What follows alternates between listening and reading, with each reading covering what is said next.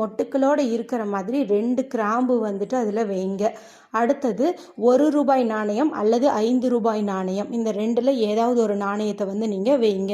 1 ரூபாய் அப்படிங்கிறது மகாலட்சுமி தாயாருக்கு உரியது, 5 ரூபாய் அப்படிங்கிறது குபேரருக்கு, வாராகி அன்னைக்கு எல்லாத்துக்குமே உகந்தது. இந்த 2ல் உங்களுக்கு எது வசதிப்படுதோ அந்த நாணயத்தை வந்து நீங்கள் எடுத்துக்கோங்க. 5 ரூபாய் எடுத்துக்கிறது ரொம்ப ரொம்ப சிறப்பு. அடுத்து சிறு துண்டு பட்டை வந்து எடுத்துக்கோங்க. இது சுருள் பட்டையாக இருந்தாலும் சரி, சாதாரண பட்டையாக இருந்தாலும் சரி, ஒரு சிறு துண்டு உடச்சி அதில் வந்து வச்சிருங்க. அதன் பிறகு நல்ல நிலையில் இருக்கக்கூடிய ஒரே ஒரு பிரியாணி இலை வந்து எடுத்துக்கோங்க. இந்த பிரியாணி இலை அப்படிங்கிறது நேர்மறை ஆற்றலை அதிகப்படுத்தி தரக்கூடியது, மேலும் பண வரவை அதிகப்படுத்தி தரக்கூடியது அப்படின்னே சொல்லலாம். நல்ல நிலையில் இருக்கிற மாதிரி எடுத்துக்கோங்க. ஒருவேளை பிரியாணி இலை உங்கள் வீட்டில் இல்லை அப்படின்னா மட்டும் நீங்கள் இதற்கு பதிலாக பேப்பர் வந்து பயன்படுத்துங்க.